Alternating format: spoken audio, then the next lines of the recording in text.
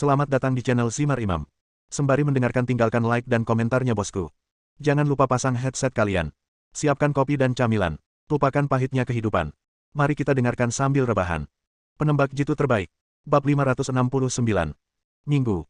Lian bangun pagi-pagi dan berlatih tinju dengan Hu Jing sebentar, bertanya-tanya mengapa Hu Jing tampak lebih mudah tersinggung dibandingkan sebelumnya akhir-akhir ini. Kapan itu dimulai? Oh, itu terjadi setelah keduanya menari hari itu. Gadis ini tidak tahu apa yang ada di kepalanya. Lian tidak terlalu memperhatikannya. Setelah sarapan, dia awalnya berencana pergi ke sekolah seni bela diri untuk mengajar, tetapi telepon berdering saat ini. Wunan. Lian melirik nomor telepon itu, melihat bahwa itu adalah Wunan dan menjawab panggilan itu. Apakah kamu punya waktu hari ini? Wunan bertanya. Itu tergantung pada apa yang terjadi, jawab Lian. Ada tugas. Jika sudah selesai, selain deposit yang dibayarkan terakhir kali, saya akan membayar Anda 5 juta lagi.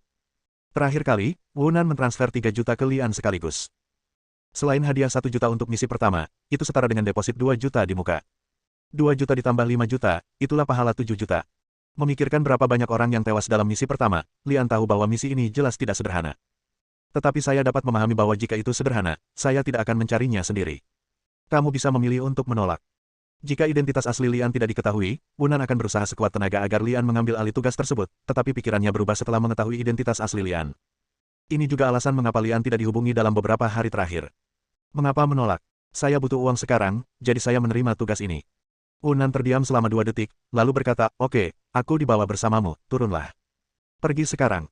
Lian tidak menyangka akan menjadi begitu cemas. Dia menoleh ke Hu Jing dan berteriak, aku harus pergi keluar. Kamu beritahu ayahmu agar kamu tidak perlu menunggu aku makan malam ini. Hei, kamu mau pergi kemana? Ketika Hu Jing mengejarnya keluar dari ruang belakang, Lian telah menghilang. Wunan mengendarai Ford berwarna perak, yang diparkir di sana secara tidak mencolok. Hu Jing tidak melihat wajah Wunan dengan jelas, tapi dia mengenali bahwa itu adalah seorang wanita, dan jari-jarinya mengeluarkan bunyi klik. Li Xiaowan. Lian tidak menyadari bahwa Hu Jing akan melihat pemandangan ini, dan dia tidak tahu bahwa kebencian Hu Jing terhadapnya semakin dalam. Setelah masuk ke dalam mobil, Lian memasang sabuk pengamannya dan bertanya, misi apa?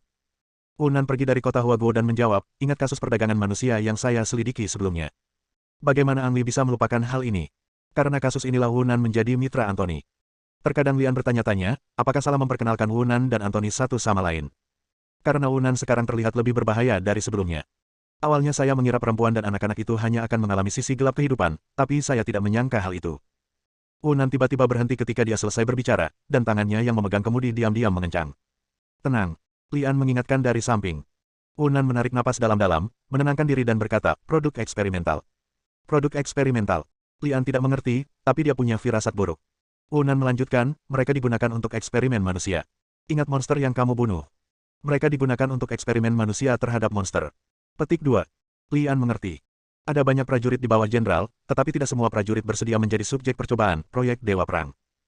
Apalagi ketika tahap awal belum ada kepastian sama sekali, mereka yang dibeli menjadi subjek eksperimen manusia terbaik.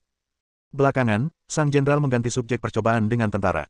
Karena yang dia butuhkan adalah prajurit yang patuh, bukan monster. Sepertinya kamu telah memperoleh informasi baru. Kata Lian. Wunan menghela napas dan berkata, kami telah menemukan markas rahasia pihak lain.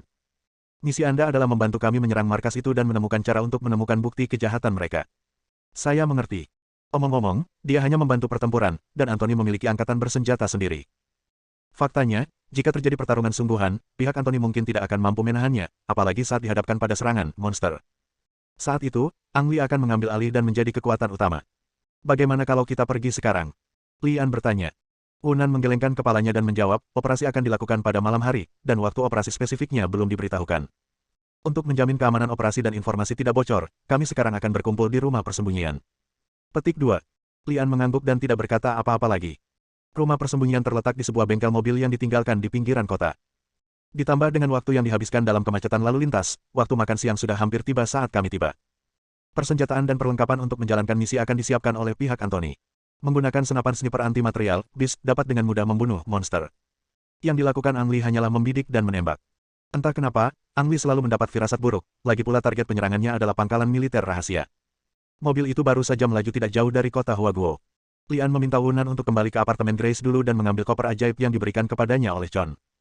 Juga karena itu Ang Li, mustahil bagi orang lain untuk membawa koper ke rumah persembunyian. Pintu garasi terbuka sedikit. Wunan menghentikan mobilnya 20 atau 30 meter dari gerbang, menoleh ke Lian dan berkata, ada yang tidak beres. Gerbangnya harus ditutup. Lian menurunkan kaca jendela mobil dan langsung mencium bau darah yang melayang di udara. Apakah ada senjata? Lian bertanya. Wu Nan mengangguk. Dia membawa pistol dan Desert Eagle di loker depan. Lian menimbang koper di tangan kirinya dan memegang Desert Eagle di tangan kanannya. Dia membuka pintu dan keluar dari mobil, mengamatinya, lalu berkata kepada Wu Nan, ikuti aku. Wu Nan mengangguk dan mengikuti Lian sambil memegang pistol wanita lain. Semakin dekat ke pintu, semakin kuat bau darah yang menguar di udara. Berdiri di depan gerbang, Anda bisa melihat beberapa mayat tergeletak di halaman, dengan darah berceceran di tanah. Orang-orang ini semua adalah anggota pasukan khusus di bawah pimpinan Anthony, tetapi mereka semua terbunuh sekarang, dan kematian mereka sangat menyedihkan. Intinya, Ang Li tidak melihat lubang peluru, dan senjata di mayat tersebut dibunuh sebelum sempat dicabut. Hanya ada satu jenis yang bisa melakukan ini, dewa perang atau monster. Wu Nan sangat bersemangat saat melihat mayat di tanah. Saat dia hendak bergegas masuk, dia didorong ke belakang oleh Lian. Masuk ke dalam mobil dan tunggu aku. Jika kamu menemukan sesuatu yang salah, segera pergi dari sini. Wu Nan memandang Lian dan kemudian ke tubuh di tanah. Setelah ragu-ragu sejenak, dia mengangguk dengan penuh semangat. Hati-hati, aku akan menunggumu di dalam mobil. Bab 570. Ketika Lian masuk ke bengkel mobil, dia hampir tidak bisa merasakan nafas kehidupan di dalamnya. Ah! Jeritan terdengar dari belakang, diikuti dengan suara jatuh. Masih ada orang yang hidup. Ang Li mengambil senapan otomatis dari tubuhnya dan bergegas mendekat. Dilihat dari adegannya, orang yang membunuh anggota pasukan khusus ini pastilah monster sang jenderal. Menilai dari kebisingan tadi, monster itu seharusnya masih berada di dalam. Pistol kecil tidak cukup untuk menghadapi monster. Bahkan senapan otomatis sepertinya tidak ada gunanya. Semakin jauh ke dalam, semakin banyak mayat dan noda darah. Berbeda dengan di luar, orang-orang di dalam jelas melakukan perlawanan. Ada banyak lubang peluru dan selongsong peluru di dinding dan tanah. Namun, tidak ada mayat musuh di tanah. Dalam pertarungan sengit tersebut, tidak ada satupun musuh yang mati, yang sekali lagi membuktikan bahwa musuh adalah monster yang tidak bisa dibunuh. Ledakan. Kedengarannya seperti tong besi yang meledak. Setelah bergegas melewati gerbang bergulir, Lian melihat semuanya. Yang mengeluarkan bunyi itu bukanlah tong besi, melainkan sebuah mobil yang bagian depannya pecah. Ada noda darah di bawah mobil, dan kedua kakinya menendang-nendang dengan putus asa, mencoba bersembunyi lebih jauh ke dalam. Di luar mobil berdiri sesosok tubuh jangkung dengan wajah ditutupi rambut panjang, tampak seperti monster yang sangat menakutkan. Hal itulah yang membuat mobil itu rata. Bah. Suara tembakan terdengar dari bawah mobil, dan beberapa peluru berterbangan dan mengenai monster itu. Tidak berguna. Tubuh monster itu seolah kebal. Peluru tersebut gagal membunuh monster tersebut, namun malah membuat monster tersebut semakin marah. Bang. Dia melambaikan tangannya dan menghancurkan mobil itu dengan keras. Bagian-bagiannya terus berterbangan, dan badan mobil menjadi rata. Terdengar jeritan kesakitan dari bawah mobil. Papa. Ang Li menarik pelatuknya. Daya tembus peluru senapan otomatis jauh lebih tinggi dibandingkan pistol, dan kekuatannya bahkan lebih terlihat ketika ditembakkan dari jarak dekat. Namun meski begitu, senapan otomatis tidak bisa membunuh monster tersebut. Paling banter, pelurunya tertanam di daging monster tersebut, namun tidak bisa menimbulkan suara yang sangat fatal. Lian bahkan tidak berpikir untuk menggunakan senjata ini untuk membunuh orang lain, dia hanya ingin menarik perhatian orang lain agar dia bisa menyelamatkan nyawa orang di bawah mobil. Monster itu tiba-tiba diserang, dan amarahnya jelas melonjak. Terdengar suara tabrakan. Mobil yang hancur itu sebenarnya ditahan oleh tangan monster itu, mengubahnya menjadi perisai yang efektif, memblokir peluru. Kali berikutnya, mobil itu terbang keluar dan menabrak Lian. Madan, berapa tenaga yang dibutuhkan untuk melempar mobil seperti kerikil? Lian merasa kekuatan pertahanan dan serangan monster itu tampaknya lebih besar dari apa yang dia lihat sebelumnya. Tidak ada waktu untuk berpikir terlalu banyak. Lian menghindar dan melompat untuk menghindari serangan mobil. Begitu dia berdiri diam, dia melihat sebuah bukit menekannya. Itu monster. Ia mengayunkan tinjunya, yang lebih besar dari mangkuk laut, dan memukul Lian. Saat ini, sudah terlambat untuk menghindarinya. Lian tidak berniat menghindar, dia hanya ingin bertarung dengan cepat. Dia meremas tangan kirinya dengan kuat dan merasakan sensasi nyeri di telapak tangannya. Kemudian kunci pertama koper dibuka, melindungi lengan kiri Lian seperti air mengalir. Bang! Lian mengangkat tangannya untuk memblokir, membuat suara benturan logam teredam. Pukulan monster itu diblokir, dan serangan berikutnya juga diblokir, dengan ekspresi bingung di wajah jeleknya. Lian meraihnya dengan backhandnya dan melemparkan monster itu keluar, lalu terbang dan meninju perut lawannya. Monster itu sepertinya mengetahui rasa sakitnya dan membuka mulutnya untuk menjerit. Kesempatan inilah yang diinginkan Ang Li. Dia mengulurkan tangan kanannya dan memasukkan moncong senapan otomatis ke dalam mulut monster itu. Papa. Tembakan terus berlanjut hingga semua peluru di magasinnya kosong. Mulut adalah kelemahan lain dari monster tersebut, setidaknya pertahanannya jauh lebih buruk. Peluru tersebut langsung menghancurkan kepala monster tersebut dari dalam, sehingga melenyapkan monster tersebut. Melihat sekeliling, Lian pertama-tama memeriksa apakah ada monster lain di sekitarnya, dan kemudian matanya tertuju pada orang yang terluka. Antonius. Orang yang baru saja tertimpa mobil oleh monster itu adalah Anthony, lengan kanannya terkoyak oleh monster itu, dan kedua kakinya memar dan berdarah akibat tekanan mobil tersebut. Anthony jelas belum sadar. Melihat Li bergegas mendekat, dia secara naluriah mundur dan mengangkat moncong senjatanya untuk menembak. Lian menyambar pistol Anthony dan berteriak, "Jangan takut, saya dari Wunan untuk membantu Anda." Mendengar Wunan, Anthony terlihat jauh lebih tenang, lalu berteriak dengan panik, "Cepat keluar dari sini, cepat." Lian tahu bahwa Anthony ketakutan, dan hendak membantu Anthony menghentikan pendarahan dan membalutnya, ketika tiba-tiba terdengar suara tembakan di luar. Itu Wunan. Lian diam-diam terkejut dan menyadari bahwa Wunan sedang diserang. Anthony pun menyadari hal ini, mendorong Lian dengan keras, dan berteriak, "Cepat bantu, saya masih bisa bertahan." Lian tidak ragu-ragu lagi, berbalik dan bergegas keluar bengkel mobil. Begitu Lian pergi, Anthony menatap tubuh monster itu di tanah dan bergumam pada dirinya sendiri bagaimana dia melakukannya. Puluhan anggota pasukan khusus tewas di tangan monster, namun Ang Li dengan mudah membunuh satu. Bagi Anthony, ini sungguh luar biasa. Ang Li mengambil senapan otomatis lainnya di tengah jalan. Selama waktunya tepat, dia bisa membunuh monster itu seperti sebelumnya. Sebelum dia bisa bergegas keluar dari bengkel mobil, Lian melihat sesosok tubuh tinggi berdiri di depan mobil melalui pintu yang terbuka. Sudah terlambat. Ang Li menarik pelatuknya, berniat menarik perhatian monster itu seperti yang baru saja dia lakukan. Papa.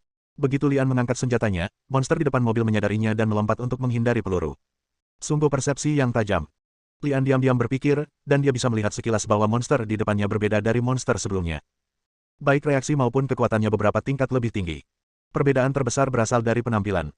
Meskipun monster sebelumnya juga mengenakan seragam kamuflase, mereka semua terentang karena pembesaran tubuh mereka, dan terlihat agak mencolok saat dikenakan. Pakaian monster di depannya masih utuh, dan dia juga mengenakan pelindung tubuh besar khusus, dan bahkan ada pistol dan senjata serta perlengkapan lain di pinggangnya. Ho-boom! Monster itu jatuh dari udara ke tanah, dengan wajah menghadap Lian. Wajahnya tidak berbulu dan bengkok seperti monster lainnya. Fitur wajahnya terlihat jelas, dan merupakan wajah manusia normal. Yohanes. Sekilas Lian mengenali bahwa monster yang berdiri di depannya adalah mantan rekan dan saudara laki-lakinya dalam hidup dan mati. John awalnya tinggi, berukuran tinggi 1,9 meter, tapi sekarang tingginya setidaknya 2,2 meter. Ditambah dengan tubuhnya yang kuat, dia menjadi raksasa kecil yang sesungguhnya. Karena perubahan penampilannya, John tidak mengenali Lian dan bergegas ke arahnya sambil mengaum. Bab 571. Lian nyaris menghindarinya dengan menggunakan Misty Step miliknya. John melewatkannya. Awalnya dia sedikit linglung, lalu bergegas menuju Lian lagi. Ang Li kali ini tidak bersembunyi dan mengangkat tangan kanannya untuk memblokir serangan John. "John," Lian memanggil dengan suara rendah. Alis John sedikit menegang, merasa suara itu begitu familiar. Kemudian matanya berbinar dan dia menatap Lian dengan tidak percaya. Ang Li mengubah penampilannya saat bertemu John sebelumnya, bahkan suaranya sengaja diubah. Kali ini, John mengenali suaranya. "Ikuti aku." Lian berbisik, berbalik dan lari. John melompat dan mengikuti. Wunan keluar dari mobil cacat itu dengan panik. Menurutnya, Lian tidak bisa mengalahkan John dan dengan sengaja memancingnya pergi. Setelah jeda beberapa saat, Wunan tidak menyusul dan langsung pergi ke bengkel mobil. Anthony adalah satu-satunya orang yang masih hidup di seluruh bengkel mobil. Begitu Wunan melihat Anthony, dia bergegas ke arahnya dan berteriak, "Jangan takut, saya akan membawamu ke rumah sakit sekarang." Anthony mengulurkan tangan dan meraih Wunan dan berteriak, "Tinggalkan aku sendiri, cepat keluar dari sini." "Tidak, aku akan membawamu ke rumah sakit sekarang," teriak Wunan sambil menggelengkan kepalanya. Anthony mendorong Wunan dengan keras dan berteriak, "Dengar, ada mata-mata di antara kita, kamu harus menemukannya." Orang dalam. Wajah Wunan menjadi gelap. Terakhir kali dia mempekerjakan Lian dan yang lainnya untuk menyerang gudang, dia disergap. Saat itu, dia mengira berita itu bocor. Kali ini semua orang berencana menyerang markas Sang Jenderal, tetapi musuh memimpin dan menjarah tempat itu. Bagaimana kebetulan seperti itu bisa terjadi? Pasti ada seseorang di dalam yang mengkhianati semua orang. "Paman." Wunan tampak kaget lagi. Wu Chun masih dalam masa pemulihan di rumah persembunyian karena cederanya. Jika tahi lalat benar-benar muncul, bukan kaki akan berada dalam bahaya besar. "Ayo pergi, aku akan mengantarmu ke rumah sakit." Wunan dengan keras kepala membantu Anthony berdiri. Sisi lain, Lian tidak berhenti sampai dia membawa John ke tempat sepi. "Apakah kamu Ang Li?" John bertanya dengan ekspresi bingung di wajahnya. Lian tersenyum tipis dan melepaskan jarum perak dari wajahnya di depan John, kembali ke penampilan aslinya. Meskipun Ang Li sedikit berubah dari sebelumnya, pada dasarnya wajahnya tetap tidak berubah. John tertegun lama sebelum dia sadar, memeluk Lian erat-erat dan berteriak, baguslah kamu tidak mati." "Nak, kenapa kamu tidak menghubungi kami jika kamu masih hidup? Tahukah kamu? Semua orang sangat mengkhawatirkanmu, dan mereka masih berusaha menemukanmu sampai sekarang." Petik 2. Lian sangat terharu saat mendengar ini, tapi wajahnya penuh kesakitan. "John, tidak jelas apa yang diajarkan pria dan wanita satu sama lain. Juga, kamu mencekikku, lepaskan." John sepertinya memikirkan sesuatu, dan buru-buru melepaskan tangannya, menggaruk kepalanya malu-malu dan berkata, "Maaf, saya tidak bisa sepenuhnya mengendalikan kekuatan saya." "John, bagaimana kamu bisa menjadi seperti ini?" Lian bertanya, sudah menebak bahwa John telah berpartisipasi dalam rencana God of War Sang Jenderal. Untuk sementara, keduanya berbicara satu sama lain tentang pengalaman mereka setelah Death Game. "Jadi kamu bergabung dengan proyek God of War untuk merusak rencana itu?" Lian bertanya. John mengangguk penuh semangat dan berkata, ya. Kami adalah tentara, mengabdi pada negara, bukan eksperimen seseorang atau kekuatan pribadi. Tahukah kamu? Awalnya saya sangat takut, khawatir akan berubah menjadi monster, tetapi sekarang saya menyadari bahwa saya seperti Superman, dengan kekuatan yang tiada habisnya. Terlebih lagi, kekuatan ini terus meningkat setiap saat. Sejujurnya, saya sangat khawatir tubuh saya tidak akan mampu menahan kekuatan dahsyat di dalam diri saya. Lian mengerti maksud John, tubuhnya setara dengan pembawa. Ketika gaya terus meningkat, kapal induk ini juga akan mencapai batas ketahanannya, dan kemudian akan meledak seperti balon. Ini juga alasan mengapa para pejuang perlahan-lahan menjadi lebih kuat selangkah demi selangkah, agar tubuh mereka dapat beradaptasi secara lebih wajar dengan kekuatan dahsyat yang telah mereka peroleh. John memperoleh kekuatan terlalu cepat, bertentangan dengan kehendak Tuhan. Kita harus menemukan cara untuk membantu John. Lian mengira dia telah melihat pil pemurnian tubuh dan teknik pemurnian tubuh di pasar gelap, keduanya digunakan untuk memperkuat tubuh. Selama tubuhnya diperkuat, daya tahan John akan meningkat, dan semua efek samping dari perolehan kekuatan yang besar akan datang nantinya. Lian, jika kamu ingin menyerang markas itu, aku dapat membantumu. Saya sangat mengenal tempat itu, dan saya dapat membantu Anda mendapatkan apapun yang Anda inginkan. Kata Yohanes. Mari kita bicarakan ini nanti. Bukan karena Lian tidak mempercayai John, tapi karena pihak Wunan telah berlumuran darah, dan rencana awal akan terganggu. Aku harus pergi. Jika aku pulang terlambat, orang-orang itu akan meragukanku, kata John. Lian mengangguk. Mereka berdua telah berada di sini selama 2 atau 3 jam. Wunan tidak tahu apa yang terjadi di sana, jadi dia harus kembali dan melihatnya. Setelah memberitahu John alamatnya, keduanya putus. Kembali ke tempat perbaikan lagi, Lian menemukan bahwa tempat itu telah dilalap api, dan pemadam kebakaran serta polisi telah menutup area tersebut. Lian hanya bisa menelepon Wunan, tapi dia tidak bisa tersambung. Tidak ada jalan lain, Lian hanya bisa kembali dan menunggu Wunan menghubunginya. Alih-alih langsung pulang, Ang Li mengembalikan kopernya ke apartemen Grace, lalu membawa uangnya ke pasar gelap. Orang-orang yang menjual rahasia di pasar gelap telah berubah. Lian tertarik dengan buku rahasia pelatihan tubuh, dan akhirnya meminta harga puluhan juta, yang membuat Lian takut. Belakangan, Lian pergi ke apotek lagi. Ini sangat sulit untuk dipahami sampai Anda melihatnya, Anda akan melompat begitu melihatnya. Ada obat-obatan barat dan Cina di apotek, serta beberapa obat terlarang. Ini hanyalah obat-obatan biasa, namun yang dibutuhkan Lian adalah obat-obatan yang berhubungan dengan ilmu bela diri, disebut juga pil. Lian juga berpikir untuk meminum pil tersebut untuk mempercepat kultivasinya, tetapi dia merasa kekuatan yang diperoleh dengan cara ini terlalu lemah dan menyerah. Pil pemurnian tubuh. Harga pil pemurni tubuh biasa hanya 10.000, pil pemurni tubuh seperti itu hanya efektif untuk orang biasa. Pil pemurni tubuh yang dibutuhkan para pejuang harus berlevel tinggi, yang terakhir adalah pil pemurni tubuh tingkat rendah, dan harganya tiba-tiba melonjak hingga level jutaan. Semua barang milik Lian hanya cukup untuk membeli pil pemurnian tubuh perantara. Sedangkan untuk pil pemurni tubuh kelas atas, sudah mencapai level puluhan juta. Anda mungkin tidak dapat membelinya meskipun Anda punya uang pasar gelap di Los Angeles. Setelah membeli pil pemurni tubuh, Lian meninggalkan pasar gelap. Tanpa uang, tidak ada gunanya berkeliaran. Dalam perjalanan, Lian diam-diam menghela nafas bahwa apa yang dikatakan para tetua itu benar sekali. Miskin dalam sastra dan kaya dalam seni bela diri. Baik itu ramuan atau rahasia seni bela diri, dibutuhkan sejumlah besar uang untuk membelinya. Tanpa uang, Anda tidak akan bisa melangkah jauh di jalur seni bela diri ini. Aduh, ayo cari uang dulu. Bab 572. Di klub kelas atas di Los Angeles. Puan Dong. Zheng Haonan memanggil dengan pinggang ditekuk. Ada apa? Dong Xinming memandang Zheng Haonan dengan sedikit jijik. Dong Xinming sangat tidak puas dengan tarian terakhir, dan sebagian besar alasannya adalah Senting. Jika Senting tidak membuat keributan seperti itu, Xiao Yue tidak akan terburu-buru pergi. Dong Xinming tahu tentang hubungan antara Senting dan Zheng Haonan, jadi Dong Xinming mengarahkan kemarahannya pada Zheng Haonan. Zheng Haonan tersenyum menggoda dan berkata, Tuan muda Dong, saya akan bercerita tentang tarian terakhir. Dong Xinming mengangkat tangannya untuk menyela Zheng Haonan. Saya tidak ingin menyebutkan masa lalu lagi. Jika ada yang ingin Anda katakan, katakan saja. Saya masih sibuk. Ya, ya. Zheng Haonan membungkuk berulang kali sebagai tanggapan. Puan Dong, saya tahu Anda membenci anak laki-laki bernama Li Xiaoan itu, dan saya juga membencinya. Saya telah membuat rencana di rumah 2 hari ini untuk membuat anak itu menghilang sepenuhnya dari dunia ini. Tapi masalah ini membutuhkan kerjasama Anda, Tuan Dong. Petik 2. Mata Dong Xinming berbinar dan dia bertanya, apa rencanamu? Zheng Haonan tersenyum misterius dan berbisik di telinganya. Dong Xinming mengerutkan kening pada awalnya, dan akhirnya meraih kerah baju Zheng Haonan dan berteriak, Zheng, jika kamu ingin berurusan dengan anak itu, aku tidak akan menghentikanmu, dan aku tidak akan peduli jika kamu ingin melibatkan Deng Sisi, tetapi jika kamu berani menyentuh Xiao Yue, aku akan membuatmu menyesal seumur hidupmu.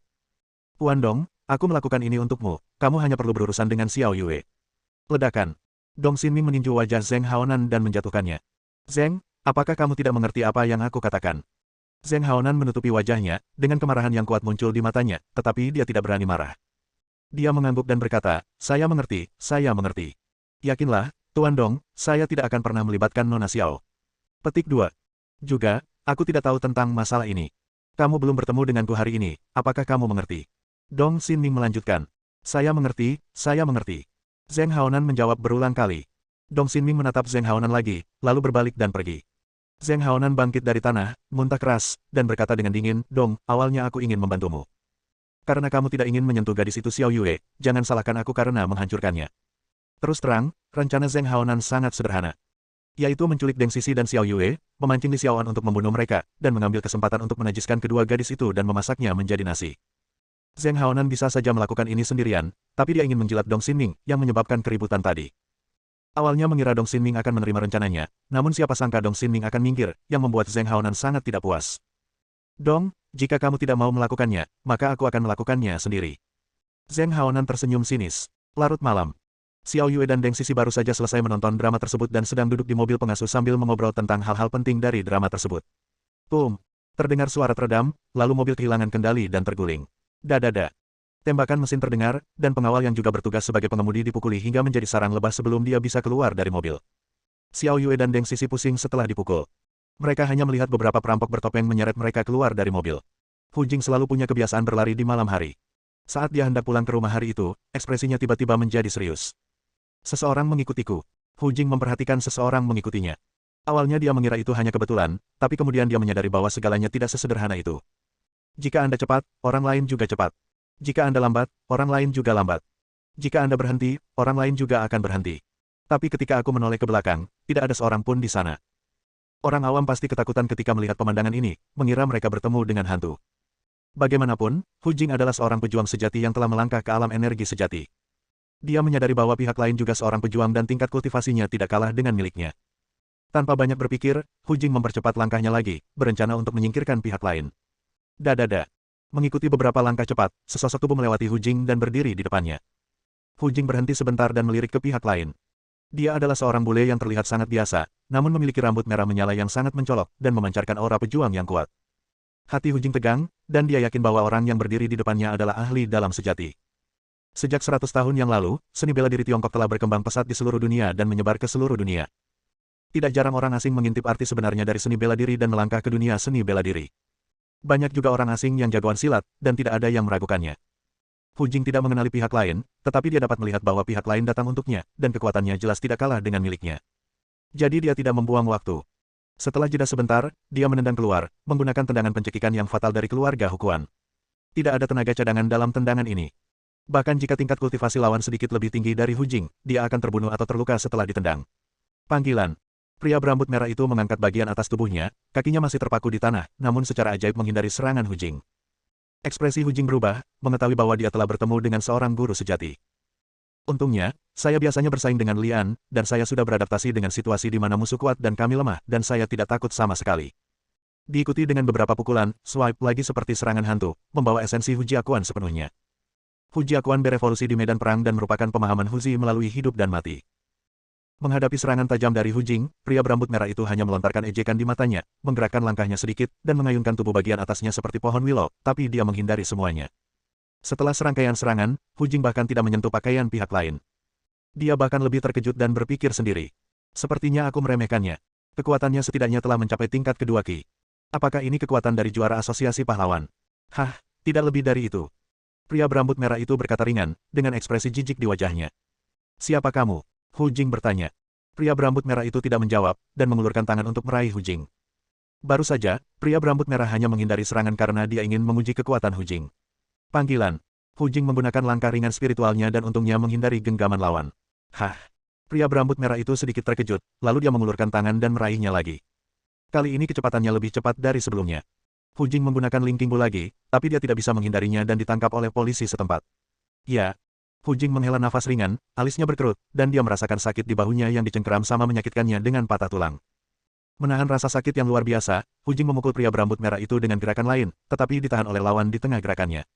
Siapa kamu? Hu Jing bertanya lagi. Hancurkan bunga itu dengan tangan yang berbahaya. Kata pria berambut merah dengan ekspresi jahat di wajahnya. Bersambung.